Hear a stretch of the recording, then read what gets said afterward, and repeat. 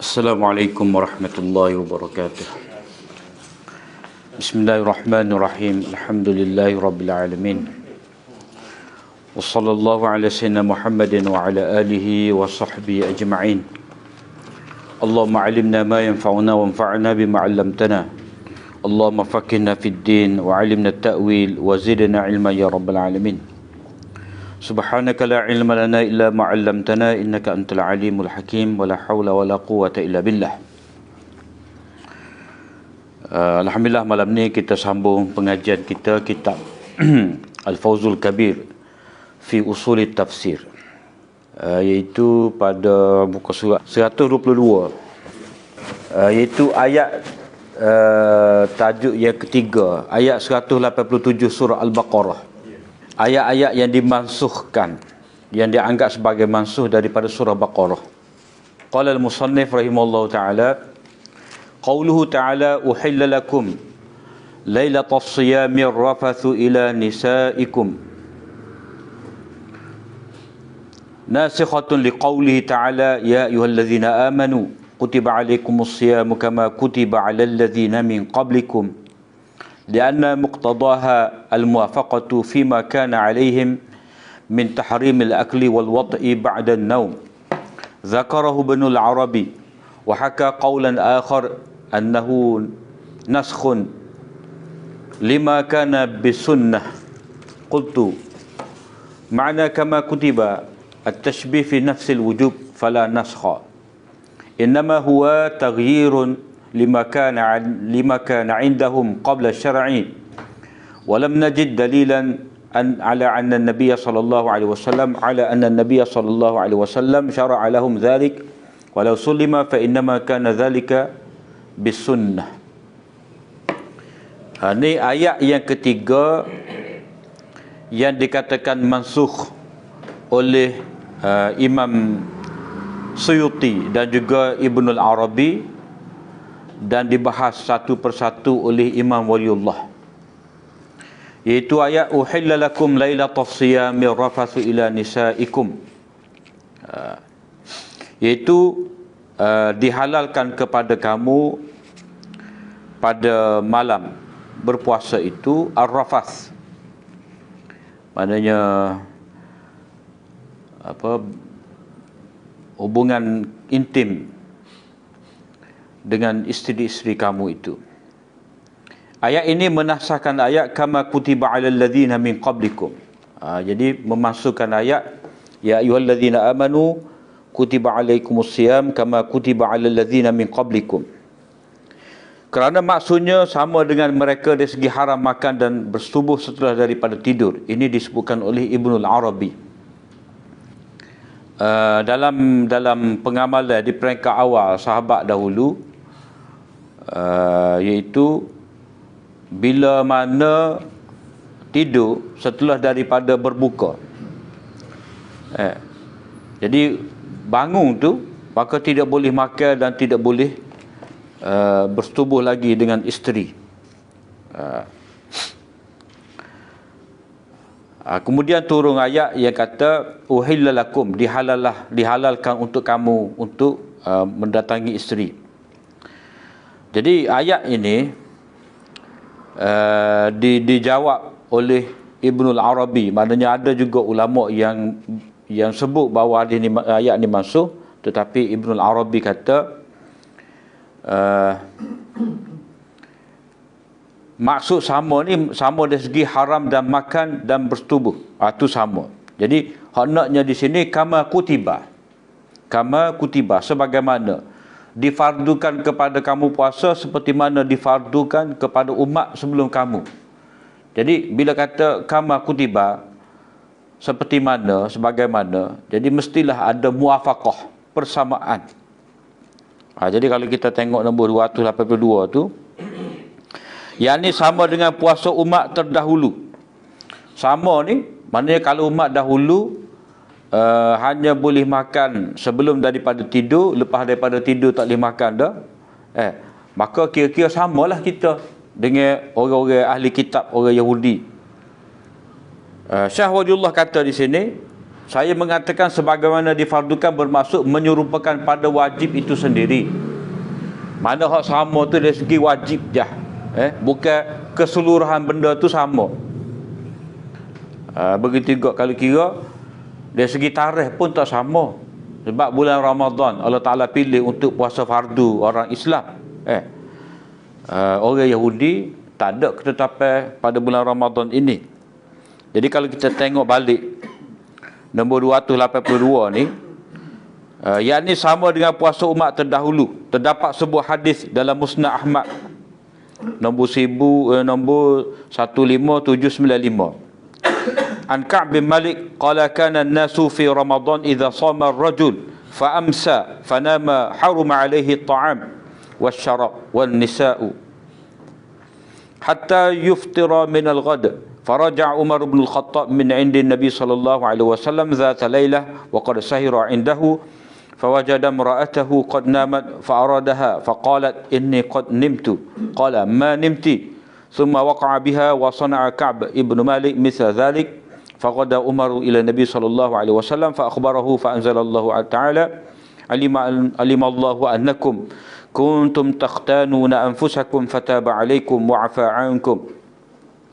Daripada Ka'ab bin Malik katanya, orang ramai pada bulan Ramadan apabila seorang yang berpuasa berada pada waktu petang, yakni setelah daripada berbuka. Lalu dia tidur, maka dia diharamkan dari makan dan minum serta menggauli isterinya. Sehinggalah dia berbuka pada keesokan hari. Pada satu malam Umar Al-Khattab pulang dari menemui Nabi SAW sehingga larut malam. Beliau mendapati isterinya sudah tidur dan beliau menginginkannya. Isterinya berkata, saya telah pun tidur. Umar berkata, kamu bukannya tidur pun. Kamu walau tidur je. Kemudian beliau menidurinya. Ka'ab bin Malik pun juga melakukan perkara yang sama. Keesokannya Umar menemui Rasulullah SAW dan menceritakan kepada baginda apa yang berlaku. Allah menurunkan ayat, alimallahu annakum kuntum takhtanuna anfusakum fataba alaikum wa afa ankum. Allah mengetahui bahawasanya kamu mengkhianati diri sendiri, mana kamu tidak dapat menyembunyikan, menahan keinginan kamu itu, lalu dia menerima taubat kamu dan memaafkan kamu. Mana kalau kita rujuk kepada hadis ni, menjadi amalan di kalangan orang ramai ni, tak makan, tak boleh makan dan tak boleh minum lah lepas daripada berbuka, kemudian dia tidur, tak boleh. Mana selagi dia tak tidur boleh. Dan dia tidur, katalah dia tidur pukul 10 malam, bangun pukul 3 tu tak boleh dah makan. Jadi kita faham ni mana tak ada sahur lah. Tak ada sahur. Maka sebab itulah Allah SWT membenarkan, menghalalkan kepada kita ni makan. Kulu washrabu hatta yatabayyana lakumul khaytul abyadu minal khaytil aswadi minal fajr. Makanlah, minumlah sehingga nyata kepada kamu benar putih daripada benar hitam. Maknanya jelas kepada kamu subuh tu. Jadi di situ ada perintah makan dan automatik ada sahur. Ada sahur. Dan dalam hadis Nabi SAW ada disebutkan, pembeza di antara sahur kita, puasa kita, pembeza di antara puasa kita dengan puasa ahli kitab ni adanya sahur. Jadi ahli kitab tak ada sahur, kita ada. Jadi ayat uhilla lakum lailatas siyam ni, ini dalil kepada adanya sahur untuk umat ini. Jadi kalau mengikut riwayat ni, cerita latar belakangnya tak boleh lah. Maknanya hak ayat yang pertama lagi, hak lafaz yang pertama lagi, kana nasu fi Ramadan idza shama ar-rajul fa amsa. Jadi ini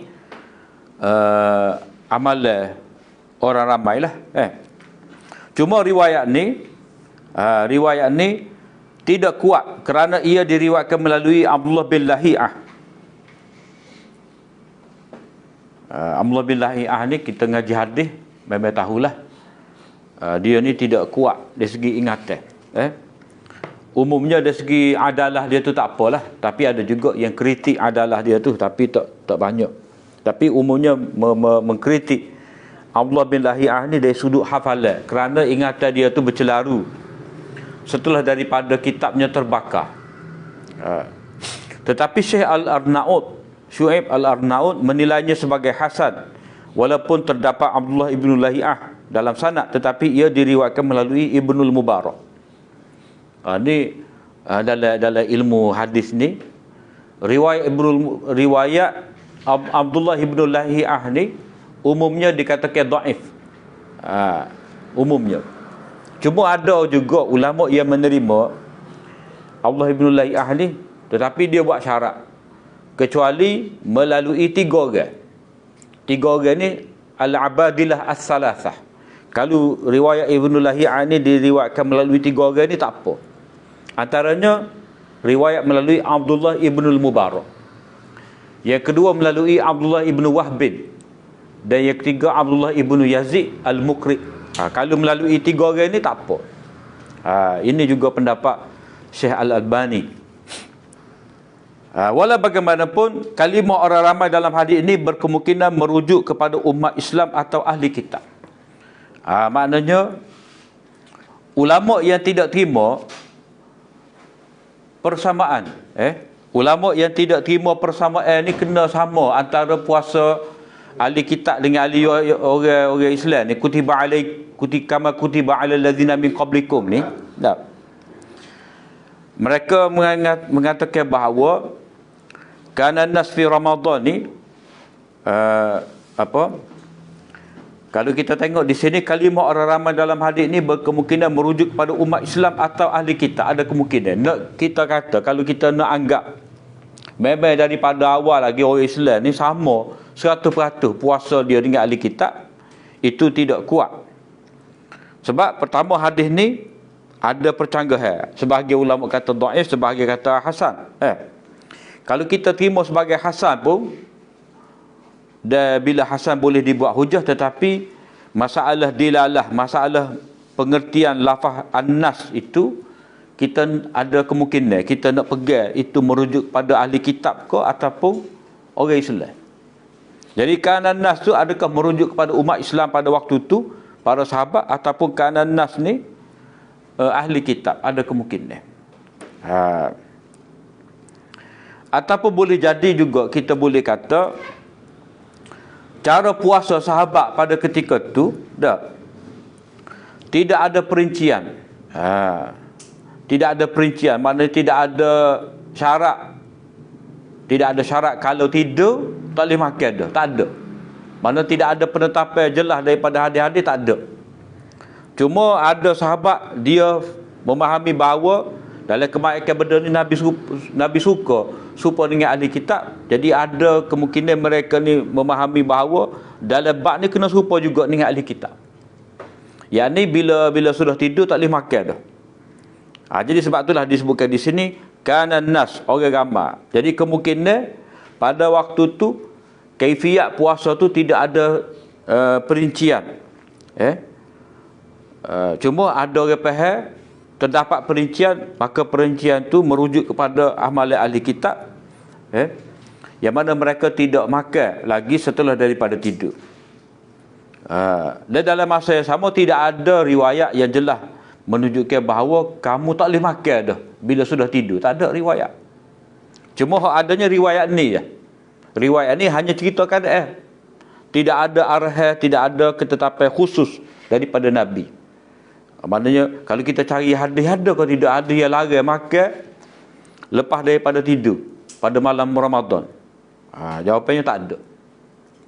Kemudian kalau hadis ni hanya cerita keadaan orang ramai. Jadi orang ramai ni pula ada kemungkinan sahabat, ada kemungkinan ahli kitab. Kalau sahabat pun kemungkinan dia faham mereka awal ni Nabi suka orang Islam ni tidak menyalahi ahli kitab. Seperti masalah kiblat lah. Mula-mula Nabi SAW tiba di Madinah tu, Nabi suruh sahabat menghadap ke arah Baitul Maqdis supaya tidak berbeza dengan ahli kitab. Lepas daripada 16 bulan barulah menghadap ke Baitullah Kaabah semula.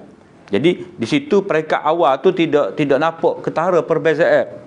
Nabi tak sewi beza sangat dengan ahli kitab. Jadi kita boleh kata di sini Tidak ada larangan khusus kepada mereka makan setelah daripada tidur, cuma mereka mengikut ahli kitab. Itu dah. Saya mengatakan, ini kata Syah Waliullah, mana taujih, taujih daripada Syah Waliullah untuk menafikan bahawa ayat ini sudah mansukh. Ayat kama kutiba alal ladzina min qablikum ni, maknanya di sini kita boleh nampak pendapat Syah Waliullah, ayat ni muhkam. Tidak mansukh. Begitu juga uhilla lakum tu, dia bukanlah ayat berkenaan dengan nasih kepada ayat yang didakwa sebagai mansukh. Saya mengatakan sebagaimana difardukan tu, makna kama kutiba alal ladzina min qablikum, dalam braket sebagaimana difardukan tu, itu masuk kepada kama kutiba alal ladzina min qablikum tu bermaksud menyerupakan pada wajib itu sendiri. Maknanya tidak ada umat, tidak ada syariat melainkan mesti ada syariat puasa. Tu maksud dia. Tidak ada syariat melainkan mesti ada kefarduan puasa. Jadi ahli kita ada puasa, kita pun ada puasa juga. Jadi sama tu bukan kata sama dalam segala-galanya. Sama dari segi syarat, sama dari segi tak ada sahur, sama dari segi tarikh, tidak. Hanya sama pada wajib itu sendiri. Oleh itu tidak ada nasakh. Itu hanyalah mengubah keadaan puasa mereka sebelum kedatangan syariat. Mana Allah SWT turun ayat uhilla lakum ni, mana nak ubah. Nak ubah cara puasa mereka. Kalau nak kata jugalah ayat uhilla lakum lailatas siyam ni sebagai nasih, dia bukan nasih kepada ayat kama kutiba alal ladzina min qablikum, tetapi menasahkan syariat terdahulu, syariat ahli kitab. Kalau kita nak kata nasih juga, ayat uhilla lakum lailatas siyam ni, kalau kita nak kata sebagai nasih juga, kita boleh kata dia adalah nasih kepada syariat yang terdahulu.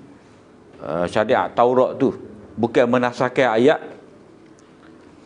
ayat 180 berapa tu, 184 tak, bukan memasukkan ayat 184. Kita tidak menemui dalil yang mensyariatkan seperti itu untuk mereka.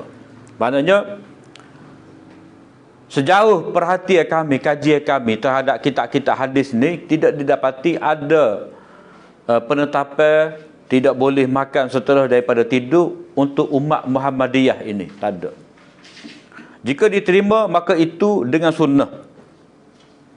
Yang ini menasahkan apa yang diamalkan itu, dan itu sabit dengan di sisi mereka dengan sunnah.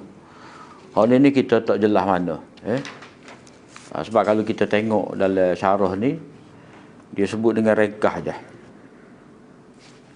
Yang keempat, ayat tentang perang pada bulan haram. Maknanya di antara ayat-ayat yang dianggap sebagai nasih dan mansukh, iaitu ayat yas'alunaka 'anil syahril harami qitalin fi. Ayat ini mansukh dengan ayat waqatilul musyrikina kaffah. Jadi ayat yang disebutkan oleh Syahidullah ni ringkas. Kalau kita tengok nota 286 tu, mereka bertanya kepadamu wahai Muhammad mengenai hukum berperang. Ayat ini selengkapnya yas'alunaka 'anil syahril harami qitalin fihi. Qul qitalun fihi kabir wa saddun 'an sabilillahi wa kufrun bihi wal masjidil haram wa ikhraju ahlihi minhu akbaru 'indallah wal fitnatu akbaru minal qatl wa la yazaluna yuqatilunakum hatta yaruddukum 'an dinikum in istata'u wa man yartadid minkum 'an dinihi fayamut wa huwa kafir fa ulaika habitat a'maluhum fid dunya wal akhirah wa ulaika ashabun nar hum fiha khalidun. Mereka bertanya kepadamu wahai Muhammad mengenai hukum berperang pada bulan yang dihormati. Katakanlah peperangan dalam bulan itu adalah berdosa besar tetapi menghalangi manusia dari jalan Allah dan perbuatan kufur kepadanya, dan juga perbuatan menyekat orang-orang Islam ke Masjidil Haram di Mekah serta mengusir penduduknya dari situ. semuanya itu adalah lebih besar dosanya di sisi Allah. Dan ingatlah angkara fitnah itu lebih besar dosanya daripada pembunuhan, yakni semasa perang dalam bulan yang dihormati. Dan mereka orang-orang kafir itu berhenti memerangi kamu hingga mereka dapat memaling kamu dari agama kamu. Maknanya bila kamu murtad, barulah mereka tu berhenti memerangi kamu. Betul dah lah. Kalau mereka sanggup melakukan yang demikian. Dan sesiapa di antara kamu yang murtad dari agamanya Islam, lalu ia mati dalam kekufuran, maka mereka itulah terhapus amal usahanya yang baik di dunia dan di akhirat, dan mereka itulah penghuni neraka, mereka kekal dalamnya selama-lamanya. Jadi ayat ni dianggap sebagai mansukh. Ayat ni dianggap sebagai mansukh. Mansukh tu ikut mana? Iaitu tidak ada lagi peperangan, tidak ada lagi larangan berperang pada bulan haram, bulan yang dihormati ni. Maknanya ikut nak perang bila-bila boleh. Tak ada dah. Seolah-olah tak ada dah. Jadi dalil ayat itu sudah mansukh. Maknanya tidak ada lagi larangan berperang pada bulan yang dihormati bulan haram ini. Masuk dengan ayat waqatilul musyrikina kaffah. Perangilah orang-orang musyrik itu keseluruhannya, jangan winning guys. Ayat ini selengkapnya. Inna iddatash syuhur 'indallahi 12 syahran fi kitabillah yawma khalaqas samawati wal arda minha arba'atun hurum. Dzalika ad-dinul qayyim. فلا تظلموا فيهن أنفسكم وقاتلوا المشركين كافة كما يقاتلونكم كافة واعلموا أن الله مع المتقين. Jadi riwayat bahawa hadis ini sudah riwayat yang mengatakan bahawa ayat ini mansukh, ini telah diriwayatkan daripada Ibnu Jarir, daripada Atha, daripada Maisarah. Maknanya antara ulama yang kata kedua-dua ayat ni adalah ayat nasikh dan mansukh, itu ada disebutkan oleh Ibnu Jarir dengan sanadnya daripada Maisarah. Kata Syah Waliullah, saya mengatakan bahawa ayat ini tidak menunjukkan kepada larangan peperangan tetapi membuktikan keharusannya. Maksud ayat ini adalah untuk menerima illah dan menzahirkan halangan. Oleh itu makna ayat tersebut adalah perang pada bulan-bulan haram adalah dosa besar, tetapi kerosakan itu lebih parah. Oleh itu adalah dibenarkan peperangan sebagai pembalasan terhadap kerosakan. Tafsiran ini disokong oleh konteks ayat ini yang sangat nyata, tidak tersembunyi. Maknanya kalau mengikut Syah Waliullah ni, larangan berperang pada bulan 4 ni, pada 4 bulan. Bulan apa? Zulkaadah, Zulhijjah dan juga Muharram serta bulan Rajab ni, larangan berperang pada 4 bulan ni tetap kekal sampai bila-bila. Berdasarkan kepada ayat dia sendirilah, zalika dinul qayyim, itulah agama yang lurus. Mana oleh kerana Islam ni agama yang lurus, ada penetapan 4 bulan sebagai bulan yang haram. Jadi sifat agama yang lurus ni dia sampai hari kiamat. Jadi bila begitu tidak mansukh larangan daripada berperang pada 4 bulan ini. Cuma ayat waqatilul musyrikina kaffah itu menunjukkan ada keharusan berperang walaupun pada bulan haram. Jadi Syah Waliullah sebut di sini tidak menunjukkan kepada larangan peperangan tetapi membuktikan keharusan. Maknanya boleh perang. Hanya boleh perang iaitu bergantung kepada keadaan. Keadaan inilah Imam Syah Waliullah kata untuk menerima illah. Menerima illah ni apa? Ada sebab lah. Kepada sabitnya hukum. Maknanya pada asalnya perang pada bulan haram ni tak boleh, tetapi diharuskan kerana ada illah. Ada illah. Macam kita kata apa? Semaya zuhur ni 4 rakaat. Itu hukum asal dia. Tetapi boleh diqasar kepada 2 bila ada sebab, ada illah. Illah dia apa? Musafir. Wa idza darabtum fil ardi falaysa 'alaikum junahun an taqsuru minas salah. Bila kamu mengembara, maka tidak mengapa kamu rengkahkan semaya ni. Jadi bila kamu mengembara, jadi mengembara tu ataupun bermusafir tu dikira sebagai illah. Jadi illah yang tersebut dalam ayat ini berkenaan dengan fitnah orang kafir tu. Fitnah orang kafir. Fitnah ni, wal fitnatu akbaru minal qatl.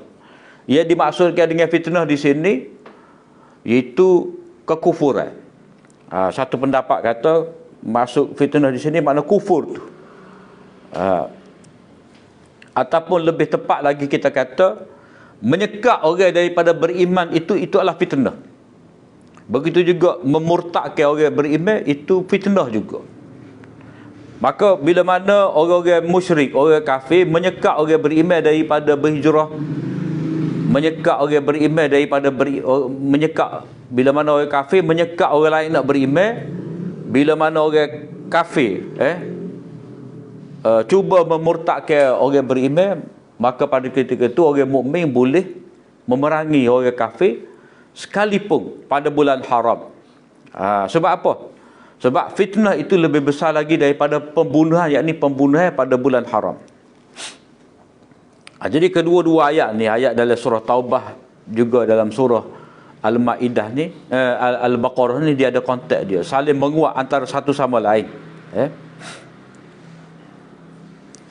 Tidak boleh kita nak anggap sebagai mansukh. Jadi nombor 2, nota 288 tu menerima illah, taslimul illah. Maksud menerima illah ni, sebab-sebab peperangan itu diharuskan kerana berlaku pencerobohan dan untuk menyelamatkan orang beriman dari penindasan orang kafir meskipun pada bulan haram. Mana kalau kata contoh perjanjian Hudaibiyah tu. Perjanjian Hudaibiyah tu Nabi SAW nak pergi buat umrah dah. Nak pergi buat umrah.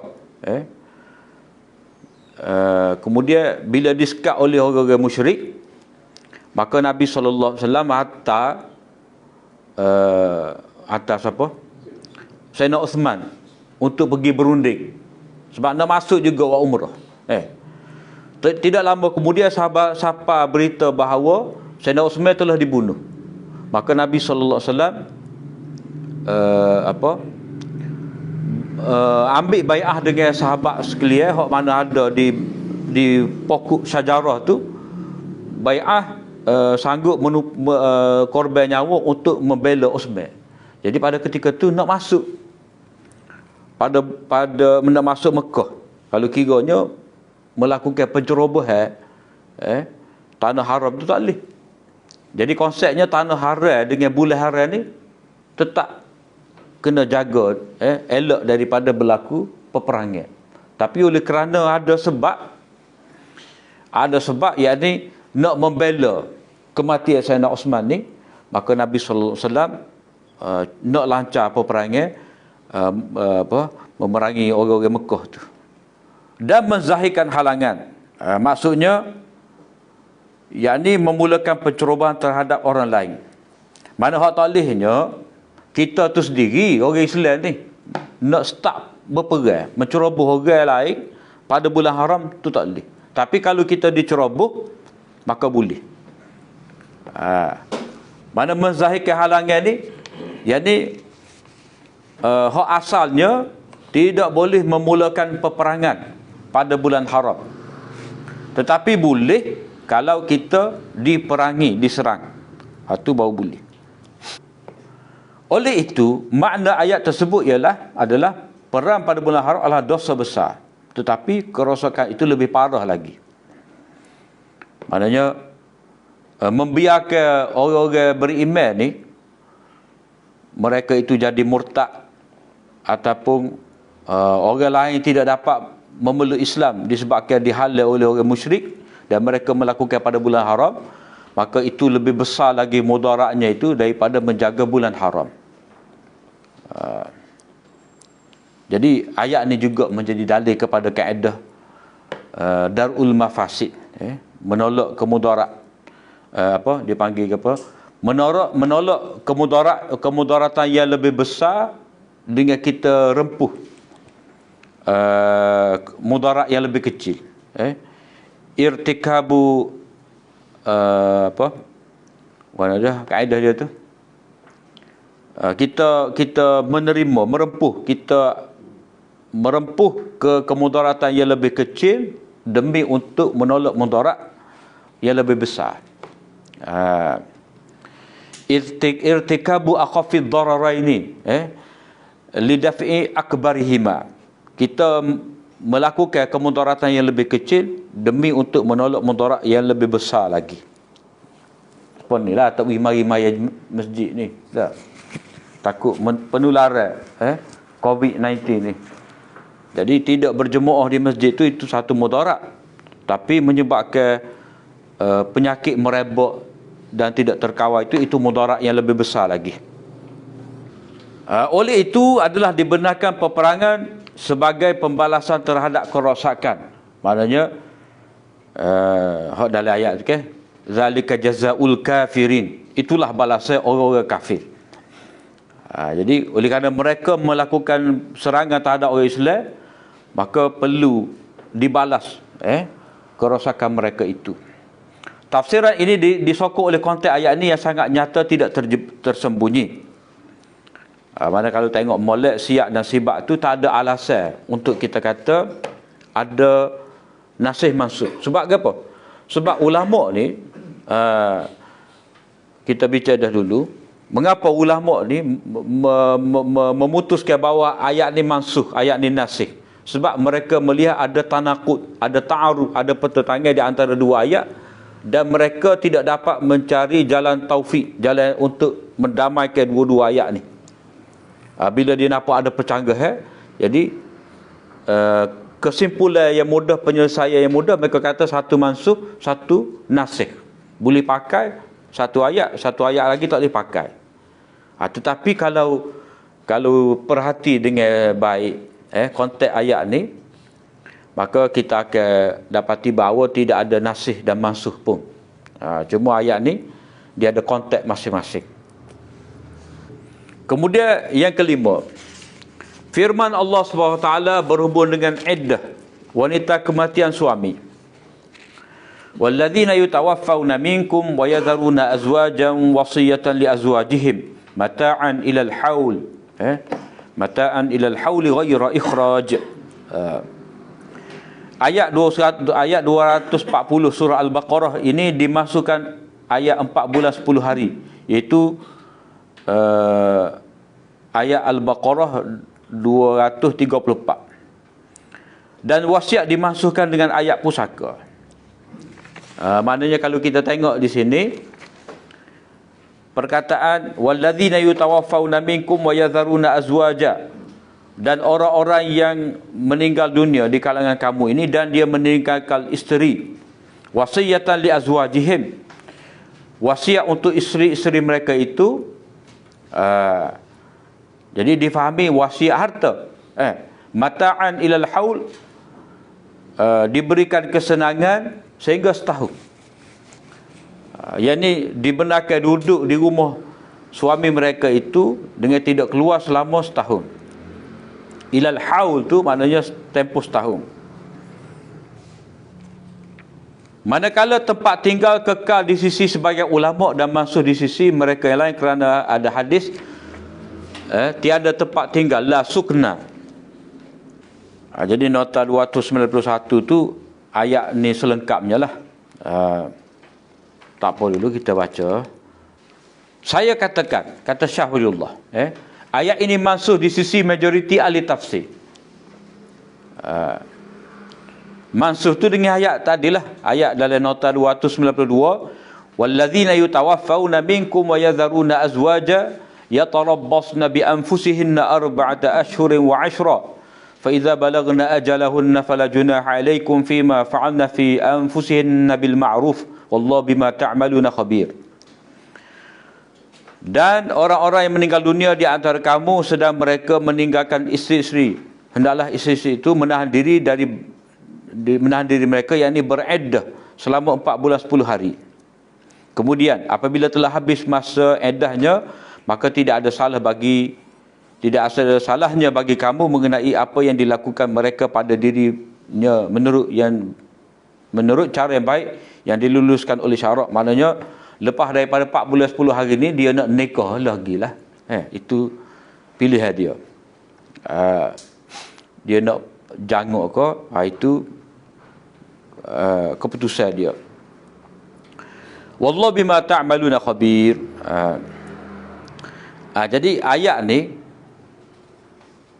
dikatakan sebagai menasahkan ayat yang pertama tadilah. Ayat yang pertama tadi memberi tempoh ilal hauli, yakni selama setahun. Ayat ni kata 4 bulan 10 hari. Jadi tempoh 4 bulan 10 hari tentu sekali dia tak sama dengan tempoh setahun. Setahun ni maknanya berapa kali 4 bulan? 3 kali 4 bulan lah tak? 3 kali 4 bulan.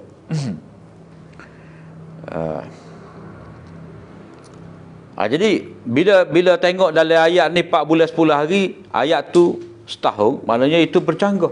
Bila bercanggah, maka kita mesti kata hak setahun itulah sudah mansuh. 4 bulan 10 hari lah hak hukum yang terbaharu. Tak pakai dah hukum bereddah setahun. Hak pakainya eddah 4 bulan 10 hari. Itu penyelesaian terhadap penentangan tadi dengan cara kita kata mansuh. Tetapi kata Syah Waliullah ni, ia mungkin boleh dikatakan bahawa lebih baik atau diizinkan bagi orang yang akan mati untuk membuat wasiat dan tidak menjadi kewajipan bagi isteri untuk tinggal di rumah itu sehingga setahun. Ini adalah pendapat Abdullah bin Abbas dan merupakan taujih yang jelas dari ayat ini.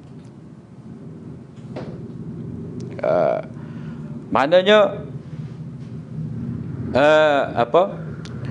Syah Waliullah katakan apa di sini? Ia mungkin boleh dikatakan bahawa lebih baik atau diizinkan. Maknanya untuk berada di rumah tu, mana untuk isteri berada di rumah suami, mana kalau kata nama rumah tu bukan nama isteri lah dah. Jadi isteri tadi patut ataupun molek ni, mana taujih Syah Waliullah ni, hak moleknya sebaiknya isteri itu diberi wasiat supaya duduk di rumah tu.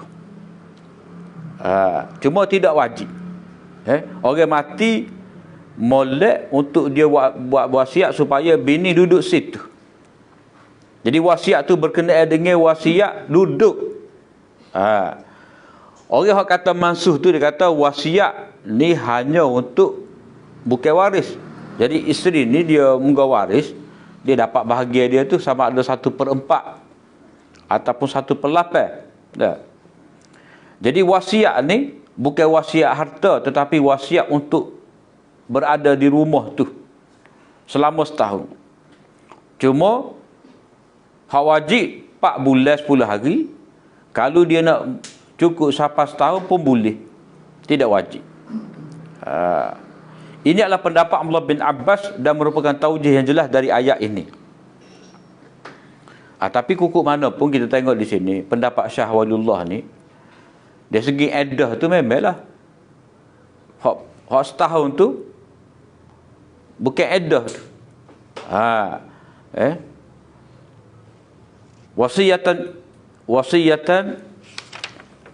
Wasiyatan li azwajihim mata'an ilal hauli ghaira ikhraj. Wasiat untuk isteri mereka itu selama setahun. Jadi itu bukan iddah. Jadi kalau mengikut kefahaman Syah Waliullah ni, tempoh setahun tu bukan tempoh beriddah. Sebab beriddah ayat 234. Kalau berada selama setahun tu maknanya merujuk kepada berada di rumah tu. Yang ni mata'an tu maknanya kemudahan untuk dia berada di rumah tersebut sehingga setahun.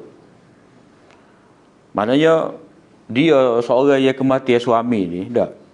Dari segi lepas 4 bulan 10 hari tu dah. Dia nak cari tu lelaki lalu tak jumpa. Dah lainlah kalau dia ni orang janguk. Cukup 4 bulan 10 hari tu mari dah minta. Ada kawan tu tanda tanda daripada kematian tu lelaki kawan ni. Hari 4 bulan 10 hari tu pada tu selalu ada. Jadi tak semua wanita lagu tu. Dia nak mendapat suami yang baru makan masa lama. Kemudian kalau kata suami dia tu tak tinggal harta banyak sehingga membolehkan dia tu cari rumah lain. Tambah-tambah rumah tu memang bukan rumah suami dia. Jadi bila begitu alik pihak keluarga suami ni sepatutnya memberi kita kata kemudahan kepada perempuan yang kematian suami ni untuk dia terus duduk situ mata'an dengan tak payah keluar cari rumah lain. Kalau nak ambil sewa pun ambil sewa dengan kadar yang rendah lah, ataupun biar dia duduk. Mata'an tu maknanya kira-kira macam kesenangan, mana percuma lah.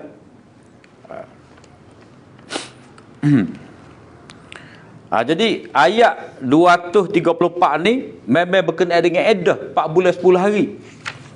Adapun ayat 240 ni dia tidak bersabit dengan iddah tapi bersabit dengan kemudahan untuk berada di rumah suami itu sehingga setahun. Sampai setahun. Nota 294. Ini taujih satu lagi. Ayat ini masih lagi dapat dikatakan muhkam. Mana taujih, cara nak tafsir ayat ni sebagai muhkam lagi bukan mansuh. Kerana iaitu satu sunnah yang luas atau satu kewajipan pada keadaan tertentu, iaitu dalam keadaan wanita itu amat miskin lagi dhaif, tidak mempunyai tempat tinggal atau sanak saudara, atau tiada pusaka yang dapat diwarisi.